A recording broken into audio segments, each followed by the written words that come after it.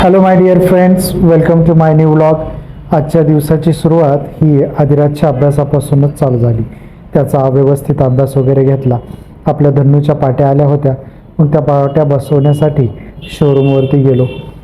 त्या भैयानी पाट्या बसवण्यासाठी नट बोल्ट वगैरे घेतली, त्यांची मशीन वगैरे घेतली व व्यवस्थित पाट्या बसवल्या. मग गावाकडच्या दिशेने निघालो. आपली धन्नू पाहुण्याने नेली होती, त्यामुळे काकांची गाडी आपण घेतली आणि गावाकडच्या दिशेने निघालो. गावाकडे जात असताना समोरच एक JCB आडवा आला. त्याला म्हणलं थांब बाबा, अंगावर वगैरे घालची. मग त्यानं लगेच साईड वगैरे दिली आणि बाजूनी आम्ही व्यवस्थित त्याला ओव्हरटेक करून गेलो.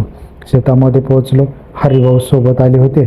मग काय, त्यांनी काचा पेरू तोडले आणि ढीग लावला. कसा दिसतंय, नंबर 1 क्वालिटी. या ठिकाणी पुष्पामधला डायलॉगच आठवला, चलो माल कितना, 2000 टन. त्यानंतर पेरू वगैरे व्यवस्थित सॉर्ट आऊट करून ठेवले, जेणेकरून क्वालिटी व्यवस्थित मेंटेन ठेवण्यासाठी ते सॉर्ट करावे लागतात. त्यानंतर मुरुडला आलो. मुरुडला बॅचेस चालू झाल्या. त्यामध्ये स्नेहाने रिफ्लेक्शन ऑफ लाईट याच्यावरती सेमिनार दिला व श्रेयाने कोणता तरी सायन्सचा टॉपिक घेतला. ते काय डोक्यात घुसला नाही.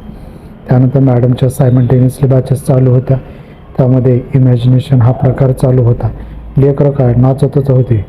असं वाटायला होतं की जसं काही हे ब्रेक डान्सच करायला लागलेत, परंतु ते व्यवस्थितरित्या इमॅजिनेशन करत होते. ते आमचे देशमुख साहेब तर काय डोळे झाकू चालू होतं. नवीन बॅचच्या मुलांचे होमवर्क चेक करायचे राहिले होते, ते व्यवस्थितरित्या चेक केले. अशा पद्धतीने आजचा दिवस हा नेहमीप्रमाणे आपल्या इम्पॅक्ट स्पोकन अकॅडमीमध्येच झाला.